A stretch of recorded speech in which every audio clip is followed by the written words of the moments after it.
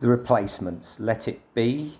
Pitchfork gave it a 9 and said, packaged with live recordings and studio rarities, the Matt's 1984 masterpiece gets a thoughtful new box set that illustrates the precarity and magic of their unlikely breakthrough. I must confess, I just listened to the album, not the whole box set, because they're one of those bands that I know, but I just don't know anything about them. I know their names so well. I know they're always in the best of the 80s type affairs. But yeah, I couldn't even tell you what they looked like. None of my friends were fans, to my knowledge. They just never came up, so I was quite interested to see what it was all about.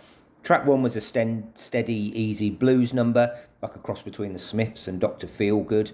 Second was a lot more punky in a Clash way.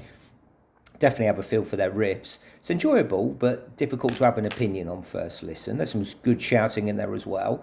And as the third track kicks in, it's a punky affair in a Bad Brains way.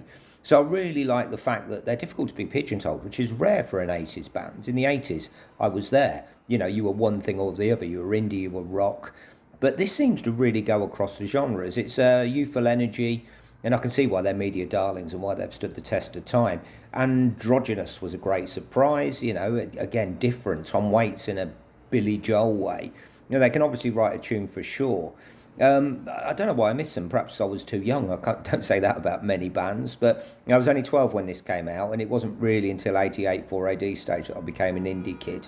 Ween was a band that I thought of, you know, when the hair metal track Black Diamond came in. You know, there's less comedy in them, but there's an experimental sense of humour and a F you, I'm not going to be one thing attitude that's really, really good. Productions of its time are not overly impressive, but yeah, maybe there's lacking a few hooks. I enjoyed it for what it was, but there were none of the songs made me go, wow. You know, perhaps pop is a genre that is the one that they didn't step into. But overall, I can see why they have stood the test of time. You can feel their influence in a good percentage of the music I listen to today. And yeah, very, very impressive stuff. I'm not going to give it a 10 more listens because I tend not to with the older stuff unless it really blows me away. And the way it made me feel, it did blow me away, but the songs weren't quite there. I'm going to give it a 9 out of 10. Let me know what you think, and if you're a fan, tell me what you love about The Replacements. Please like and subscribe.